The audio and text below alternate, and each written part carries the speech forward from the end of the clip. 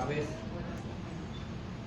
Vengo a dar lectura del currículum vitae del doctor George Rubén Silesque Mata, magistrado del 22º Tribunal Unitario Agrario, con sede en la ciudad de Tuxtepec, Oaxaca.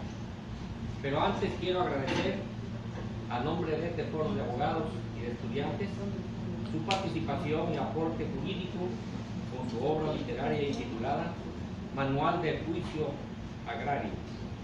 Vaya pues nuestro reconocimiento jurídico por este libro. Seguidamente me permito dar lectura a sus antecedentes académicos.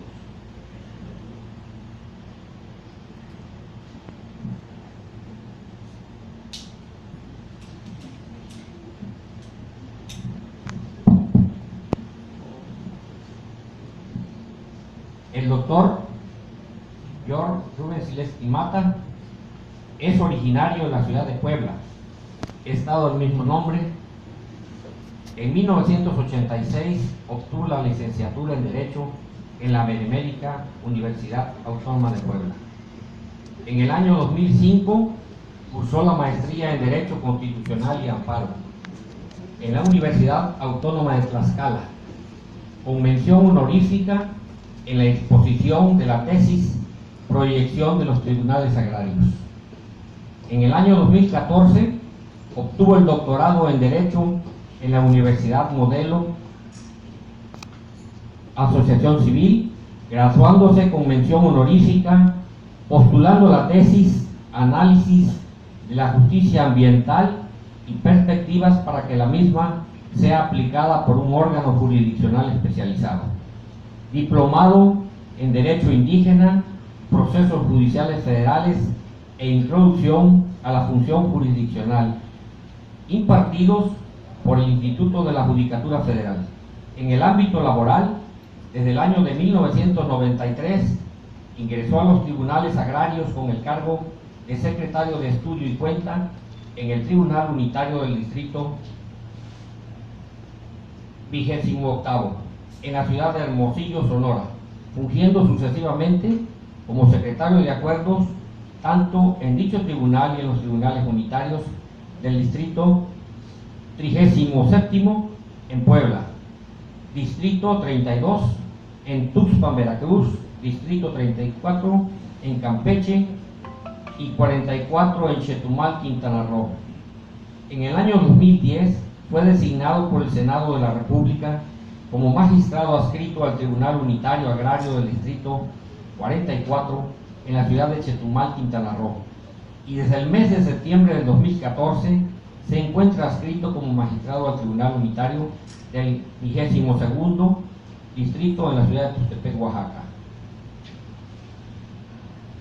En el ámbito académico, el doctor George Rubén Silesque Mata ha impartido la cátedra de Derecho en diversas materias como son Historia del Derecho, Introducción al Estudio del Derecho, Derecho Constitucional, Derecho de Amparo, Derecho Ambiental y Agrario en las universidades de Sonora, en la Libre de Derecho en Puebla y en la Universidad de Quintana Roo, entre otras. En el aspecto literario, ha publicado diversos artículos en revistas especializadas, particularmente la de los tribunales agrarios, con los temas las sentencias en materia agraria, las acciones en materia ambiental ante los tribunales agrarios, la responsabilidad por el daño ambiental en el juicio agrario y terrenos nacionales. Desde luego, es autor del libro Manual del Juicio Agrario, publicado conjuntamente por Editorial Porrúa y el Senado de la República. Respetable público, queda con ustedes nuestro disertante, el doctor George Rubén Silesque Mata.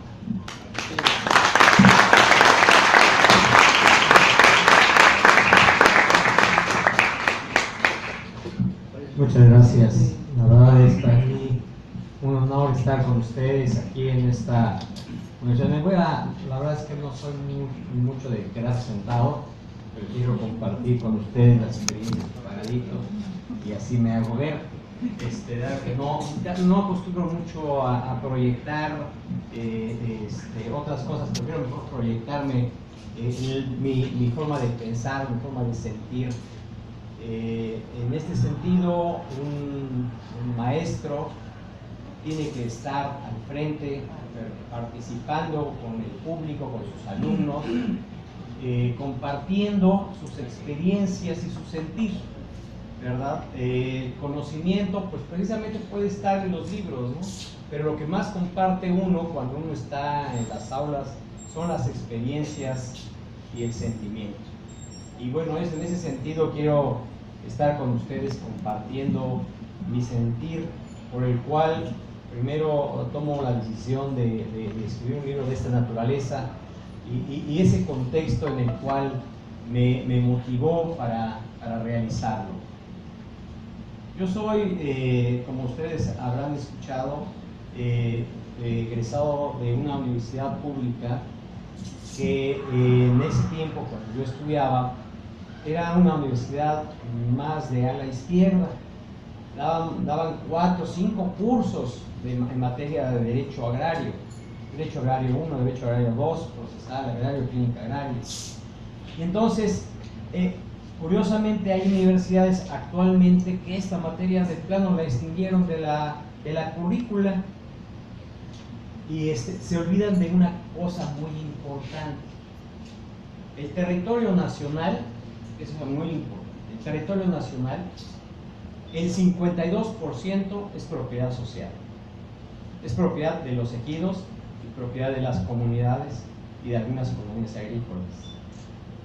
Evidentemente, esta importancia de esta propiedad social, la propiedad privada, en el caso particular de las expansiones de las ciudades, se está dando precisamente en esta propiedad social.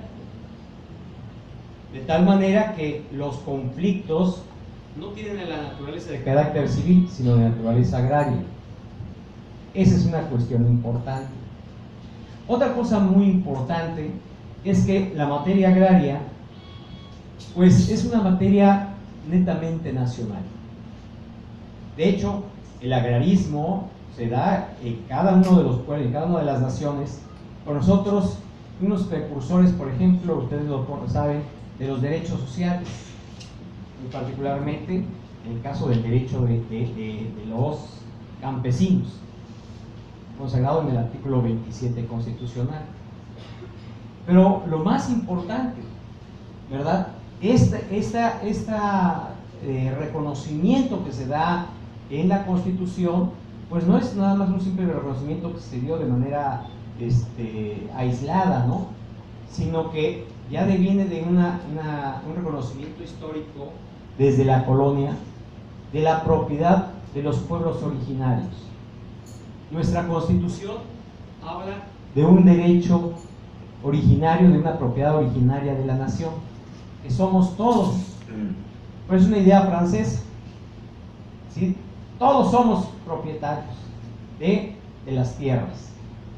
Y esa es una realidad, sí, implícitamente. Si lo permeamos en el sentido de que en polvo somos, el polvo eres, en polvo te convertirás, cuando mueras no te lo llevarás ninguna tierra más que la que tengas en tus uñas, ¿no? O sea, esa es una realidad. No hay más tierra que la que puedan ponerle a uno incluso encima. Pero curiosamente, esta cuestión de la tierra genera una identidad en los pueblos originarios. Una nación, uno de los factores precisamente de identidad, no solamente su lengua, sino su territorio, su tierra. Y así como los pueblos originarios de la parte norte de México, que eran nómadas, tenían un territorio en el cual transitaban, ¿sí? Y por eso en el caso de los Estados Unidos reconocen y los concentran en una reserva. Así ustedes lo ven en las películas, las reservas de los pueblos indígenas americanos. Y nosotros también hicimos lo mismo. Para poderlos concentrar, les dimos un reconocimiento. Desde la época de la colonia se dieron las reducciones de los pueblos indígenas. porque en el momento, ¿qué es lo que vino a hacer precisamente ahora sí los españoles aquí en México? O sea, con el derecho divino que les había otorgado el Papa, ¿verdad? El derecho de conquista, ¿para qué? Para cristianizar a las personas originarias, a las personas que estaban aquí viviendo, ¿verdad? Los van a cristianizar, y la cosa también más importante, pues hay que pagar un tributo, ¿verdad?, al rey. Entonces, esas dos características le permitieron al rey venir a conquistar estos terrenos que ya estaban ocupados. No eran terrenos desocupados, existían pueblos ya, ¿verdad?, con costumbres, ¿verdad?, y con leyes ya muy definidas. Muy particularmente en México, dos grandes imperios se daban, ¿no? El imperio azteca, que viene precisamente desde esta parte de la República, esta parte sur de Veracruz, hacia el norte, y el pueblo maya. ¿Sí?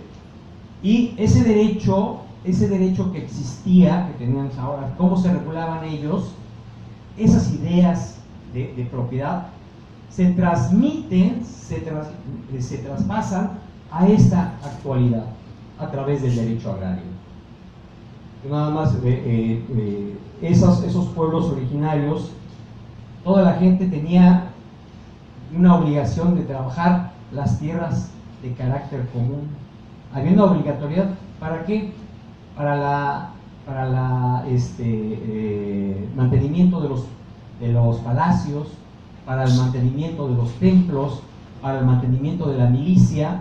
Habían terrenos específicos que se trabajaban, y el producto que se sacaba era para efecto de ese mantenimiento de esas actividades, ¿verdad? Y eso se ve todavía en las comunidades. En las comunidades podemos ver terrenos de carácter colectivo. En el caso de Oaxaca les hablan de los tequios.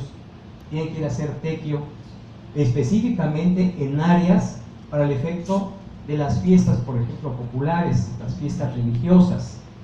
Si un mayordomo allá no puede negarse a decir, esta vez no, el mayordomo, que es el encargado precisamente de hacer la fiesta del santo del pueblo, no puede, y durante un año tiene que trabajar, ¿verdad? Y conjunta un grupo de personas con esa obligatoriedad de trabajar para el pueblo, para el beneficio del pueblo. Entonces, todavía eso que hicieron nuestros pueblos originarios lo seguimos viendo en este momento, y eso es interesante, ¿verdad? Bueno, en la cuestión jurídica también se vio permeada. O sea, no nada más eran las puras costumbres, ¿no? Había normas ya específicas que desgraciadamente no se documentaron en el caso del pueblo maya, porque la mayor parte de los códices fueron destruidos. Sin embargo, para el pueblo azteca sí se dio, sí hay normas escritas que pudieron ser traducidas y conocidas por los españoles. Ahora bien, cuando vienen los españoles, hablaba yo de esta parte, de esas reducciones. ¿Qué es lo que hace el rey español? Hace un reconocimiento de la existencia de la propiedad de esos pueblos originarios. Sabe que el objetivo no nada más era que vinieran gente a colonizar de España o de Europa, sino que la gente que estaba acá igualmente participara, ¿verdad?, de la cristianización y del pago de tributos. ¿Y cómo lo iba a hacer? Reduciéndolos, de tal manera que ya les otorga un título de propiedad, los reconoce esa propiedad que tienen de manera originaria, ¿sí? Y así fue como desde la época de la colonia ya existía esta parte de reconocimiento, este derecho que tenían los pueblos originarios. Se pierde esa parte de lo que habla del 27 constitucional de la propiedad originaria, ¿no? La propiedad originaria, sí, ya estaban, ¿verdad? Tu idea de propiedad originaria de la nación, ¿no? Nosotros, como pueblo, ya éramos propietarios de estas tierras. Y entonces ellos reconocen. Evidentemente, esos pueblos originarios no tenían en explotación la mayor parte de las superficies. ¿Por qué? Porque ellos respetaban mucho la parte de la naturaleza. Eso es algo también interesante, lo que no hacían los europeos. Había una verdadera comunión. ¿Quiénes eran los dioses de los pueblos indígenas? El sol, la luna, ¿verdad? El agua. O sea, todos ellos eran sus dioses. Y entonces, pues, evidentemente había un respeto por esa naturaleza. Así es como trabajaron ellos. Y bueno, se fueron transformando, ¿verdad? Estos dioses, estos distintos dioses en santos, ¿verdad? Para, pues, ¿cómo ellos van a poder identificar a nuestro Dios? Pues le vamos a poner una imagen con este nombre y este es el santo de fulano, ¿verdad? Y así se fue, ¿verdad?, la gente cristianizando, se va cambiando su idea, pero ese sincretismo que podemos ver en algunas imágenes de dioses indígenas, con, por ejemplo, un Cristo. La gente el indígena acostumbra a ir a esos lugares.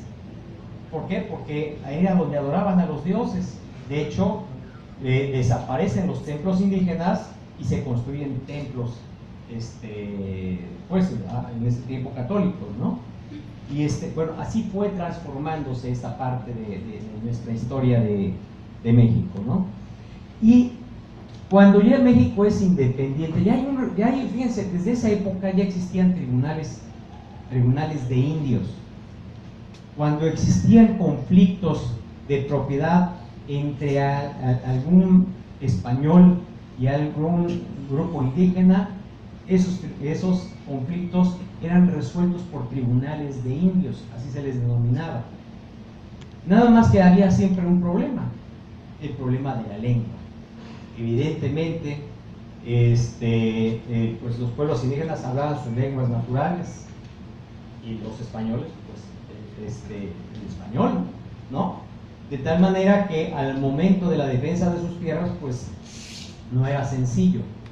De tal manera que muchos de esos pueblos originarios, no obstante que pudieran haber tenido una cédula real donde se les reconoció la propiedad, había superficies que fueron perdiendo poco a poco.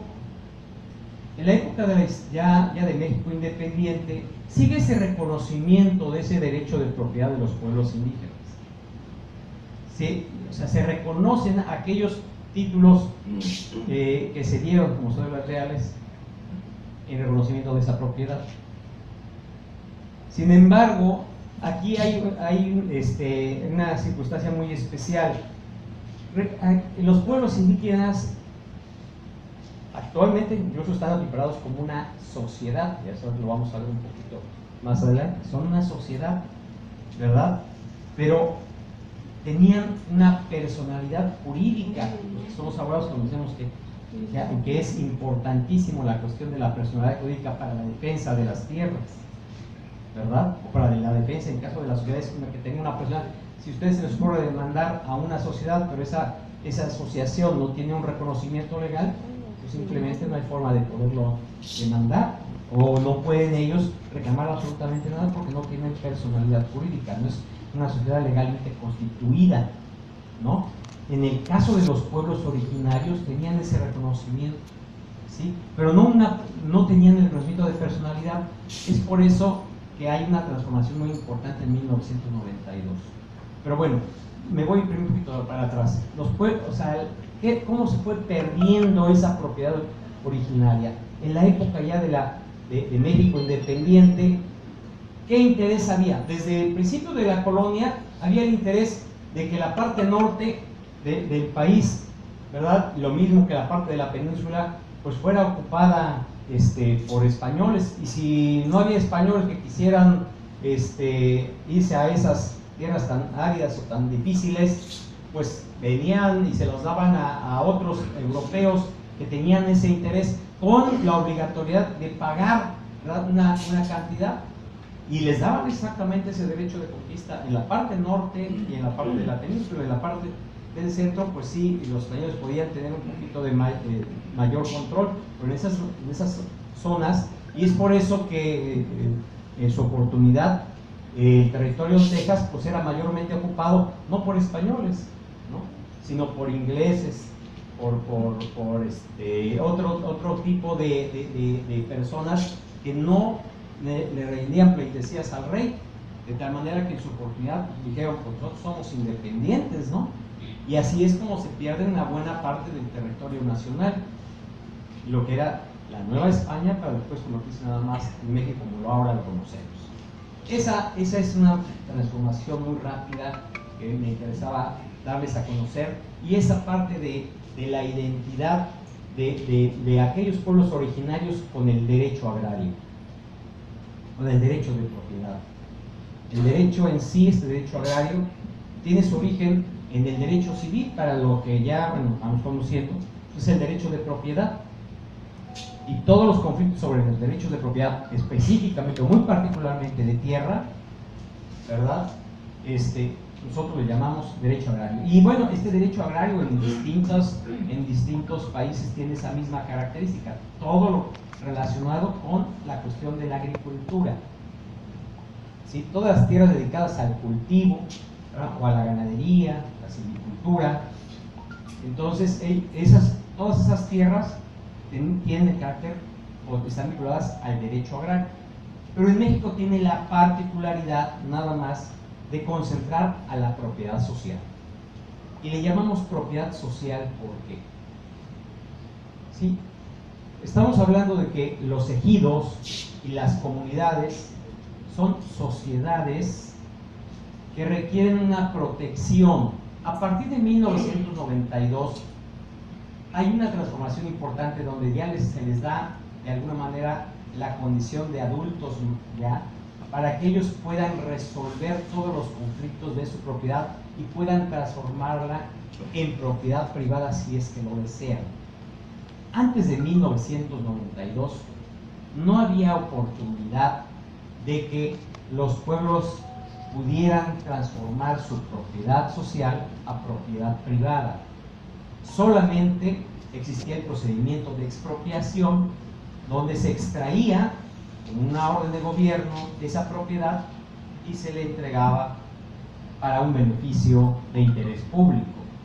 Y esa era la única manera que se podía transformar esa propiedad social a una propiedad privada. Ahora ya hay otros mecanismos que vienen precisamente de la voluntad de los propietarios de estas sociedades, de los ejidatarios o de los comuneros, por acuerdos de asambleas. Esta es la parte importante. Ahora, ¿por qué es importante para todos nosotros, incluso los contadores, conocer esta materia? Me estaba yo acordando cuando yo estaba trabajando en el Poder Judicial Federal, un contador tenía, y ¿por qué conocer esa materia procesal?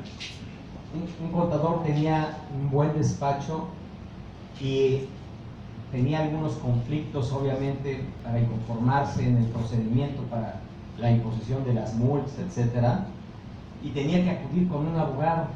Pero este contador sí tenía percepción, tenía lógica, porque esa es una de las características que debe tener el abogado, debe tener lógica, ¿no? Yo como maestro soy enemigo de que aquel alumno se aprenda de memoria las cosas, debe entenderlas primero, saber que existen y puede investigarlas, ¿no?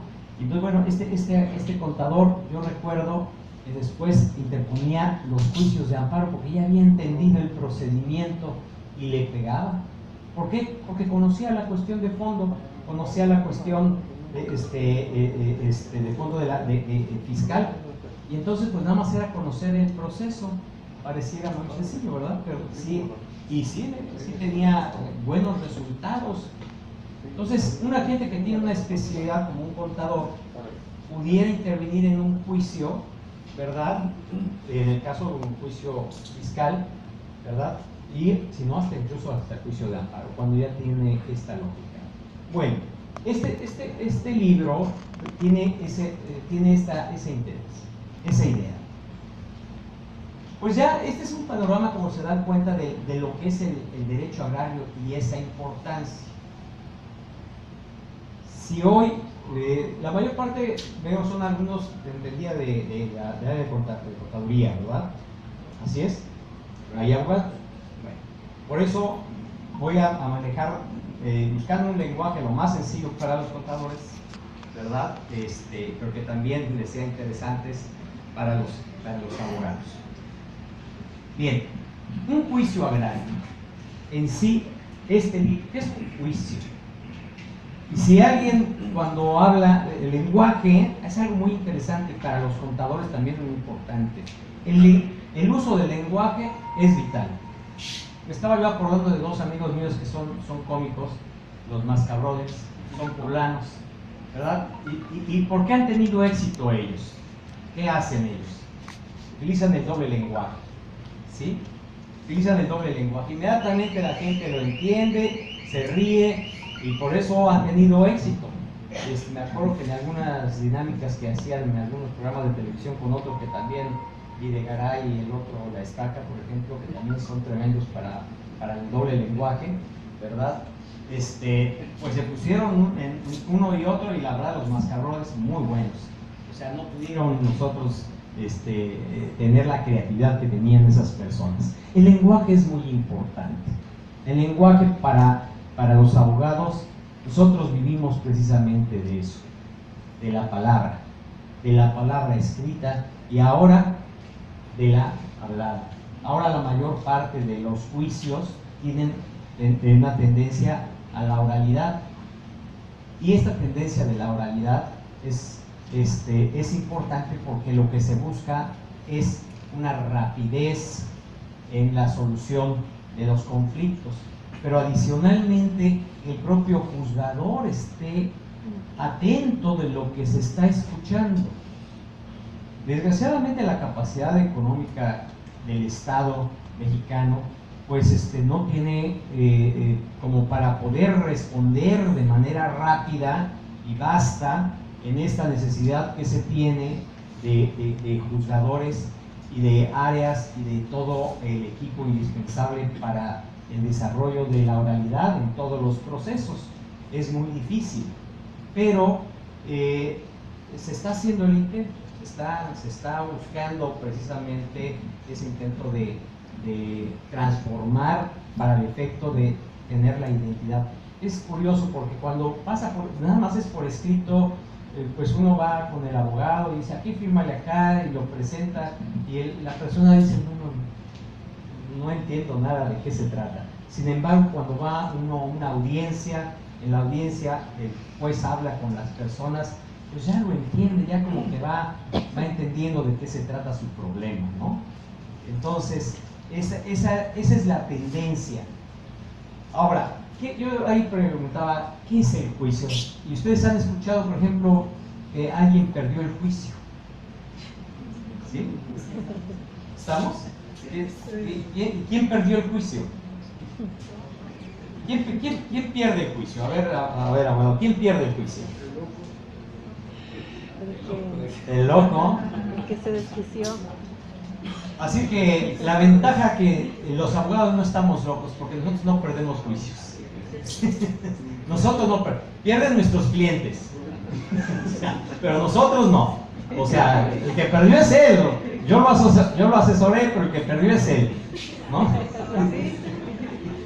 Entonces, si se dan cuenta, de cuenta cómo este lenguaje de perder un juicio tiene dos connotaciones.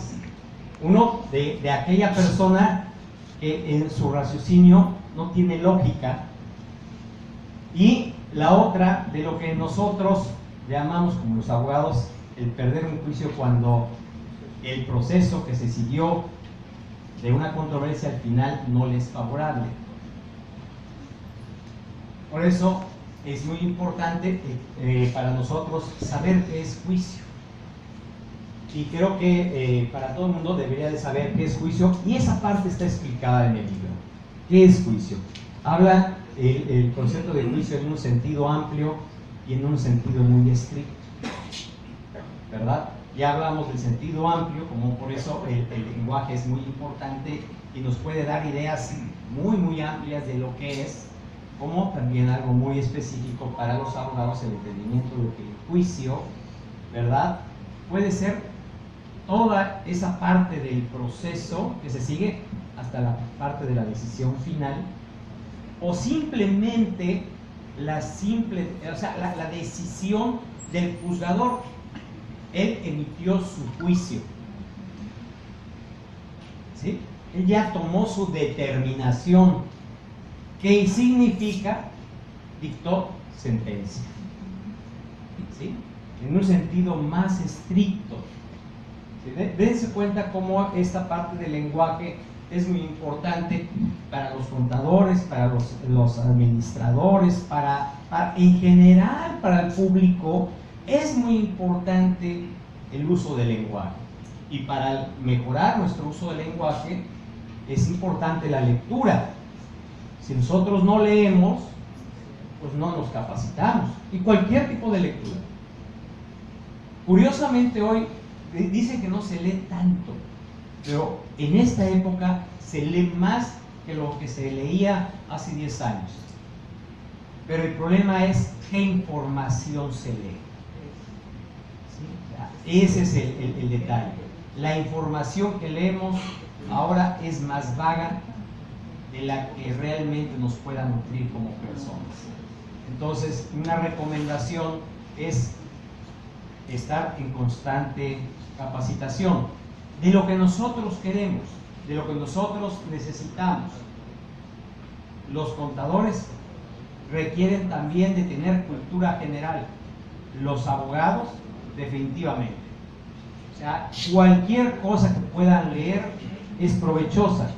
Sí, es provechosa. Tener conocimiento de áreas que pues tal vez no me competen. Ahora, por ejemplo, la cuestión de los abogados, pues ya con algunos años somos renuentes a la tecnología, pero tenemos de alguna manera la obligatoriedad de ir introduciéndonos en nuestros nuevos sistemas de comunicación, ¿verdad?, tan importantes. Si ahora, de hecho, las oficinas en general de los juzgados, ya, si bien es cierto, hay un secretario y hay auxiliares, pero realmente hay juzgados donde ya nada más está el secretario y sin ningún auxiliar. ¿Por qué? Porque esta persona ya tiene la capacidad, a través de los sistemas de cómputo, de trabajar 2 o 3 veces mejor que como lo hacía un secretario de hace 20 años que nada más lo hacía máquina de escribir. ¿Por qué? Porque ya puede responder, ahí está la memoria de las computadoras. Él ya no necesita estar escribiendo, está todo capturado y ya nada más cambia los nombres y utilizar esa tecnología. Entonces, ¿cómo nos damos cuenta de esa importancia que tiene el estarnos capacitando de manera constante? Entonces, estamos hablando del lenguaje, ¿no? Del lenguaje, de la capacitación, ¿verdad? De esta parte histórica que tiene México con la identidad de nuestros pueblos. Bueno, todas estas condiciones fueron los elementos que me llevaron a decir, pues ahora sí me toca escribir. Y más que cuando observo que hay personas que deberían de tener la capacidad, están en una posición y son verdaderamente neófitos porque se dejaron de capacitar. Lo digo en este sentido.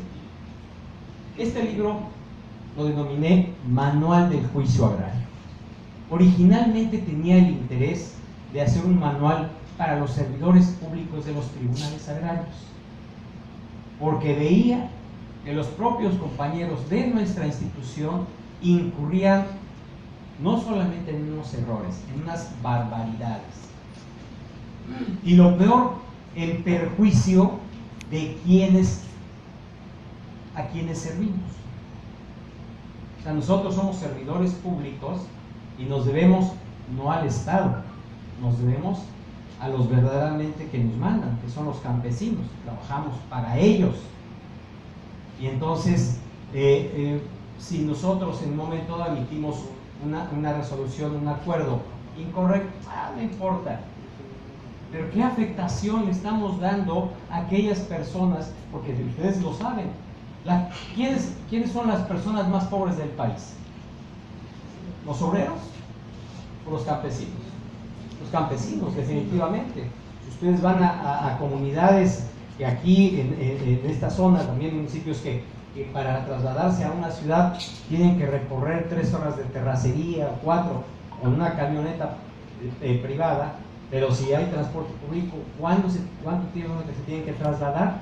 Y si somos irresponsables, ¿verdad? Por eso esa es la parte importante. Yo entonces tenía compañeros que no tenían ese sentido de responsabilidad. Yo dije, necesito transmitirles a ellos ese conocimiento que yo ya tengo de más de 25 años y plasmarlo en un libro. Yo tenía una secretaria de acuerdos que fue la que más me motivó en el momento cuando yo lo escribí. Era malísima, no agarraba un libro ni por equivocación. Y entonces, qué bueno, imagínense los médicos que no se actualizan, ¿no? O sea, ustedes acudirían a un médico que ya tiene 25 años, que no agarra un libro, que no sabe los nuevos medicamentos, las nuevas enfermedades o cómo tratarlas. Pues definitivamente no. De hecho, ellos tienen una certificación constante. Desgraciadamente, en la materia jurídica, todavía incluso la Corte sigue sosteniendo la idea de que puede cualquier persona defender a otra, nada más porque el interesado le dice, pues yo quiero que tú seas mi defensor. Pues sí, pero no sabe absolutamente nada qué destino y qué suerte le va a tocar, ¿no? Entonces se requiere de esa capacitación, definitivamente. Por eso es muy importante, ¿no?, que estemos en ese concepto. Entonces, es una de las causas por las que me llevaron acá a escribir este libro, buscándolo ser lo más sencillo posible, y por eso lo denominé manual, ¿sí? Ahora, ¿cómo empezaría uno a escribir un libro?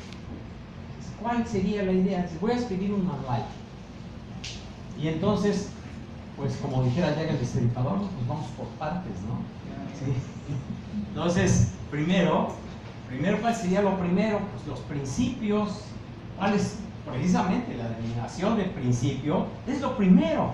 Entonces, el libro empieza con esta parte de principios. Y como hablamos de un juicio agrario, de un procedimiento, ¿verdad? ¿Cuáles son los principios que van a regir a este procedimiento? Y es curioso, los que somos abogados sabemos que existe una unidad procesal. O sea, si ustedes van a un procedimiento de carácter administrativo, tienen casi los mismos principios. Un procedimiento jurisdiccional tiene los mismos principios, ¿verdad? Y eso es lo que primero toqué aquí. Muchas veces abogados no le quieren entrar a la materia agraria porque creen que esto es algo como que muy complicado y muy difícil, y realmente el procedimiento agrario es muy sencillo, y los contadores, los campesinos pueden leer este libro con una apertura. Evidentemente digo que bueno, si estudiaron primaria pueden leerlo. El problema es el entendimiento. Hay términos jurídicos, pero yo procuro que en el lenguaje que utilicemos o que utilicé en ese libro sea lo más sencillo. ¿Qué principios tenemos en cualquier juicio? Primero, les voy a poner una idea. El principio de iniciativa de pago. Antes de 1992, la ley transformó, la ley agraria se transformó en el año del 27 de febrero de 1992, ¿verdad? Se publica de 6 y hasta febrero es donde empieza la vigencia. Esta legislación da la oportunidad a crear una nueva institución que son los tribunales agrarios. ¿verdad? Y los tribunales agrarios los distribuye en distintas partes de la República. Aquí particularmente en esta región le corresponde al Tribunal Agrario el 40 que está aquí en San Andrés, con jurisdicción en toda esta área. El estado de Veracruz tenía 3 tribunales originalmente, después desapareció un tiempo el Tribunal de San Andrés y después ya lo reinstalaron nuevamente. Actualmente hay 56 tribunales en todo el país, algunos con jurisdicción en todo un estado, como en el caso de Quintana Roo, como en el estado de Yucatán, que tienen jurisdicción en todo el estado, así como tribunales que tienen una jurisdicción específica en una parte de un estado, como es el caso del Tribunal 40 o el Tribunal 22, o hay tribunales que tienen jurisdicción en 2 estados, ¿verdad? Depende de la región en donde se encuentren, ¿verdad? Entonces, como el tribunal que está en Tampico tiene jurisdicción en la parte sur de Tamaulipas, en la parte norte de Veracruz y en la parte del estado de San Luis. Entonces, San Luis y Delgado. Entonces, así se encuentran distribuidos los tribunales agrarios. Somos una institución federal, un órgano autónomo, constitucional autónomo. Eso es algo también es importante considerar. Ustedes escuchan lo que es el poder ejecutivo, poder legislativo y el poder judicial, pero adicionalmente nos encontramos con órganos constitucionales autónomos de gran trascendencia pues precisamente para la estabilidad del país. Se crea como órgano autónomo, una de las que ustedes conocen seguramente, es la Comisión Nacional de Derechos Humanos, ¿verdad? Es el Instituto Nacional Electoral, otro órgano autónomo, constitucional autónomo, y bueno, en este caso, los tribunales agrarios. Somos otro órgano constitucional autónomo con una facultad específica para resolver controversias de carácter agrario, ¿verdad? Y es la resolución de estas controversias lo hacemos a través de un juicio. Antes del 92 eran procedimientos administrativos y eran 27 procedimientos administrativos, cada uno con una particularidad. Y entonces, pues precisamente para los abogados que ya tienen muchos años y decir, entrar en la cuestión agraria, yo no conozco los procedimientos administrativos, es mucho papeleo, es más relajo. Y no, ahora ya es muy muy sencillo a través de un solo procedimiento, el juicio agrario. Y entonces, como les decía, uno de los principios fundamentales del juicio agrario es la iniciativa de parte. ¿Por qué? Porque anterior los procedimientos administrativos, por lo general, eran de oficio. O sea, el propio Estado iniciaba esos procedimientos. Pero en este caso, el juicio agrario tiene este principio de iniciativa de parte. Tiene el principio dispositivo. ¿Qué significa principio dispositivo? Está a disposición de las partes, ¿sí? A diferencia de un principio inquisitivo, que como en materia penal, el que lleva el proceso es el juez, ¿verdad? En este caso son las partes que lo llevan. Pero aquí hay también un punto de equilibrio por ese principio de inmediación procesal, por ejemplo. ¿Qué significa principio de inmediación procesal? Que tiene la obligación el titular del órgano jurisdiccional estar presente y de manera inmediata percibir el problema. Y entonces ese es uno de los principios que mantiene el principio de oralidad. Qué bueno que los tribunales agrarios tengamos más presupuesto más adelante para poder videograbar todo lo que acontece en ese momento, porque es curioso. Una de las circunstancias que tienen los derechos de los pueblos indígenas es que a ellos se les traduzca, o se les explique en su lengua lo que se dijo, ¿verdad? Pero para ser indígena, ¿qué se requiere? Pues autoadscribirse, no solamente haber nacido en el lugar, porque uno puede haber nacido en el lugar y ya no considerarse indígena. Y a mí no me interesa ya ser indígena. O sea, hay gente que ya no le interesa ser indígena, incluso ya migró de ese lugar de origen y se fue a las ciudades o se fue a los Estados Unidos y ya no se considera indígena, incluso nada más ya habla el español y el inglés, pero su lengua natural ya la olvidó, ¿no? Bueno, entonces una condición para ser indígena pues es autoadscribirse, decir yo soy indígena, ¿sí? Y una de las características, una condición. Entonces ahora se permean casi todas las decisiones de los órganos jurisdiccionales. ¿Sabes qué? Es indígena. Ahora, ¿qué grado de entendimiento tiene del español? Porque bueno, es indígena, pero no significa que no conozca el español. Si es bilingüe, pues no tiene problema, ¿sí? ¿Y cómo podemos garantizar si es bilingüe o no? Pues le preguntamos, ¿y qué grado de estudios tiene? Tercero, cuarto, quinto. Pues yo creo que ya después del tercero ya como pueden más o menos entender, ¿no? No sé qué tan buenos son los maestros aquí de la región, pero híjole, allá cuando me da el resultado que son sexto de primaria y todavía la gente todavía no sabe realmente, digo, pues es que es una pena que en esa zona hay maestros que no les interesó enseñar a sus alumnos, ¿no? Pero se supone que ya, pues ya terminaron la primaria, se supone que ya leen. Entonces, pues ya no hay esa obligatoriedad de traducirles a su lengua natural. Luego ha habido unas cuestiones muy románticas de los tribunales colegiados donde nos dicen, no nada más se lo traduzcas, sino escríbelo en su lengua. Ay, papá, si ni siquiera sabe leer ni escribir, ¿cómo quieres que lo escribamos en aquella lengua que incluso ya son algunas lenguas ya casi muertas? O sea, lo hablan 40 o 50 personas, no hay, ni siquiera ellos mismos la saben escribir, y ahora conseguir un traductor, pues no, definitivamente. Pero así hay decisiones, por eso aparte de la identidad, ¿no? Bueno, entonces son estos principios, el principio de suplencia de la queja, muy importante, que significa que el órgano jurisdiccional tiene la obligatoriedad, atendiendo a la naturaleza de con quienes tratamos, podemos suplir su queja o los planteamientos de derecho, dice la ley en materia agraria, los planteamientos de derecho. Pero ¿qué es el derecho? Y entonces, pues usted vaya derecho, ¿no? Y eso es el derecho, pues vaya usted derecho. ¿Y qué significa?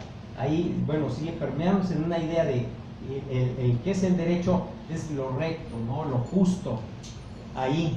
Pero el derecho también tiene que ver con lo que pide, ¿no? A ver si lo que tú estás pidiendo es justo o no es justo, pero ¿cómo lo voy a saber yo?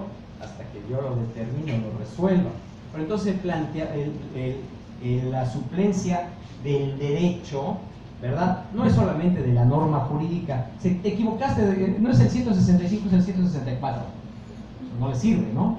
O sea, a ver, ¿qué es lo que tú estás pidiendo? ¿Cuál es tu necesidad? ¿Qué es lo que quieres? Ah, esto. Ah, bueno, esto es. No necesitas denominarme la acción, ¿sí? Yo como juzgador le daré el encuadre jurídico a lo que tú estás pidiendo, a tu necesidad. Hasta ese es el alcance de la suplencia de la queja. Y como consecuencia también hay un interés de, oye, hay pruebas que no, pues no las conozco, no lo sé, no te preocupes. Yo, juzgador, las voy a conseguir por ti, ¿verdad? ¿Por qué? Porque tengo un principio de verdad, ¿verdad? De conocimiento de la verdad, de saber la verdad histórica de lo que aconteció. Y entonces, ya no nada más es en el planteamiento de derechos, sino que durante todo el proceso yo como juzgador tengo la obligatoriedad de darle seguimiento y aquellas pruebas que tú no conozcas, ¿verdad? Pero que son útiles para lo que tú pretendes, yo tengo la obligación de obtenerlas, ¿verdad? Ese tipo de principios son los que se están dando y se explican aquí, buscando ser algo sencillo. Ahora, remitiéndome a los puntos ya más específicos ya del juicio, algo muy interesante, y eso es como para aportación de los abogados. Todo juicio inicia con una demanda. Y ustedes saben que la demanda, por ejemplo, tiene distintas elementos, el proemio de la demanda, ¿verdad? La parte de los hechos, la parte del derecho y los puntos petitorios, ¿verdad? Así en resumen. Y esta parte del proemio, ¿cuál es la obligatoriedad? Pues es de acuerdo al artículo 8 constitucional, es, pues, si nos vamos a dirigir ante una autoridad, tenemos que hacerlo de manera respetuosa. Y entonces, pero pues, hay que saber que lo estamos dirigiendo a la autoridad, pues, como primer elemento del proemio, bueno, pues es la autoridad, la denominación de la autoridad a la cual nos estamos dirigiendo. ¿Qué otro elemento? Pues hacerle saber quién se está dirigiendo a esa autoridad. Juan Pérez. ¿Y quién es Juan Pérez? ¿Es ejidatario, no es ejidatario, es comunero, no es comunero? ¿Qué características tiene? ¿Acude por sí o en representación de persona alguna? Y ese es uno de los elementos fundamentales. Ahora, de acuerdo al propio artículo 8 constitucional, la autoridad tiene la obligatoriedad de responderle y comunicarle lo que estima conducente la autoridad en respuesta a la petición del gobernado. Entonces, ¿qué necesita el particular? Pues un señalamiento de domicilio, ¿no? O sea, ¿a dónde le van a dar a conocer? Pues en el domicilio que señale. Es uno de los requisitos, ¿verdad? Y otra cosa, que es ahí parte del proemio, ya empieza la parte importante. ¿Qué me pides? ¿Para qué yo, juzgador, vienes acá a mí? ¿Qué es lo que quieres?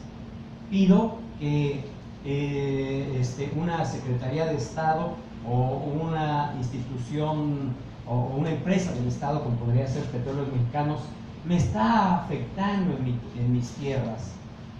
Eso que se le llamaría, son las prestaciones.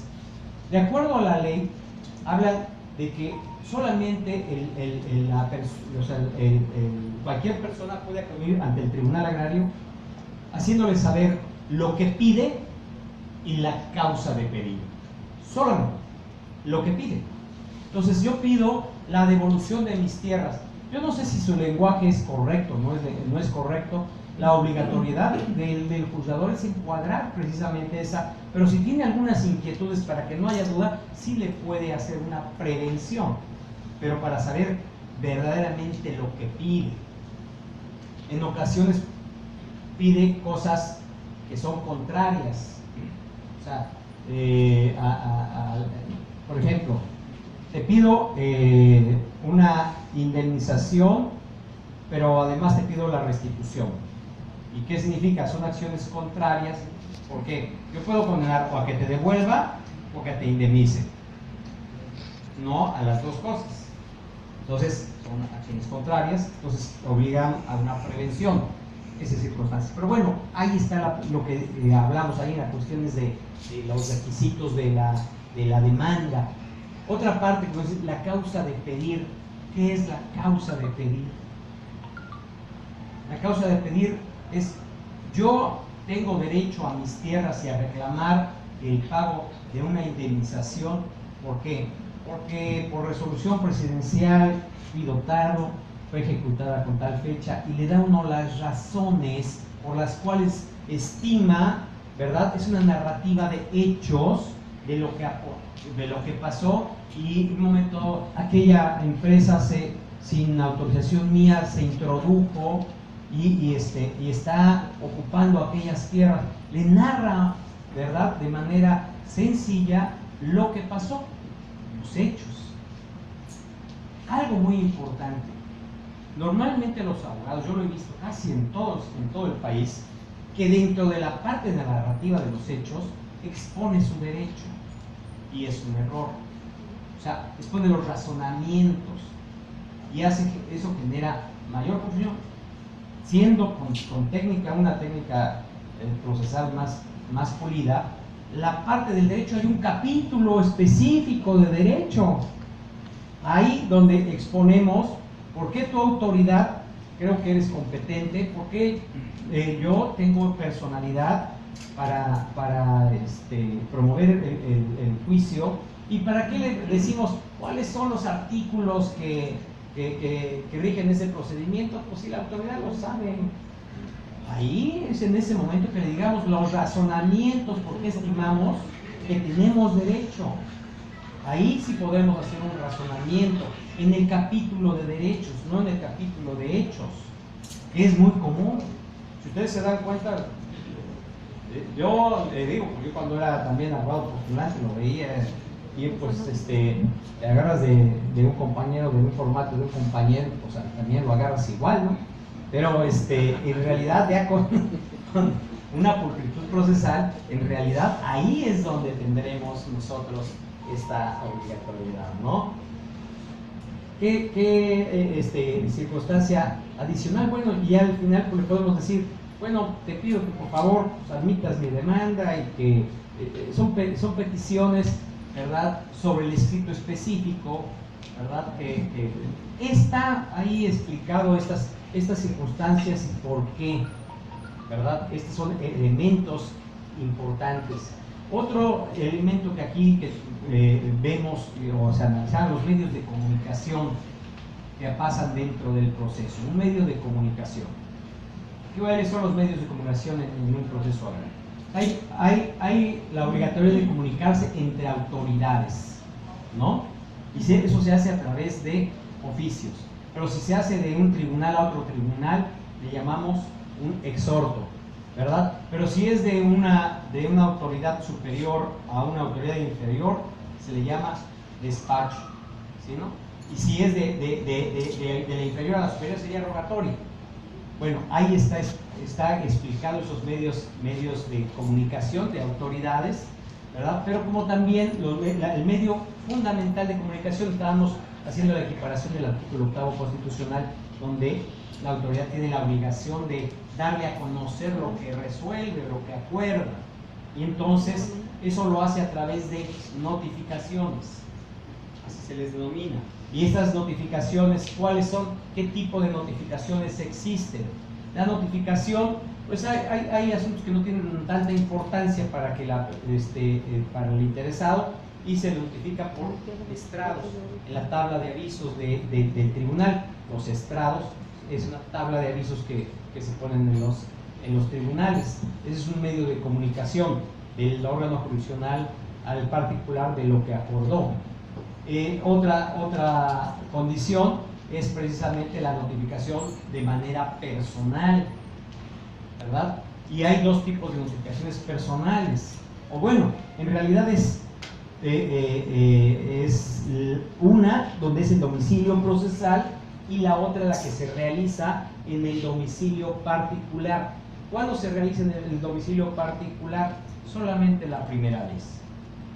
La parte más importante de comunicación, ¿verdad?, bajo el principio contradictorio, precisamente denominado ahí el principio contradictorio, es el que le des a conocer aquella parte para que se pueda oponer, ¿verdad? Y entonces pues es el emplazamiento y tiene formalidades muy especiales, muy específicas, que ahí son explicadas. Y aquí lo más importante, los criterios que tanto la segunda sala como los tribunales colegiados han detallado sobre el punto de los emplazamientos en nuestra materia, ¿no? Es muy interesante como, y yo lo veo porque también incluso en materia civil, o sea, un emplazamiento, si no, un actuario o un diligenciario de un juzgado, pues tiene que tener cierto colmillo para realizar un emplazamiento, porque se le anda escondiendo la persona, no quiere ser emplazada. Y entonces, pero ¿qué es lo que debe de hacer?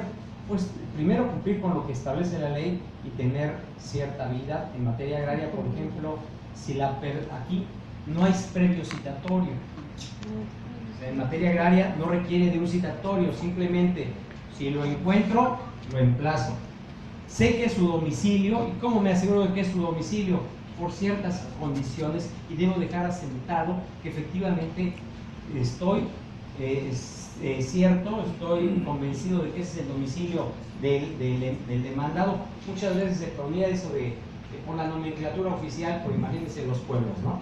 O sea, domicilio conocido, pues ¿cuál nomenclatura oficial? No existe, ¿no? ¿Qué medios me llevan a convencer que ese es el domicilio de aquella persona?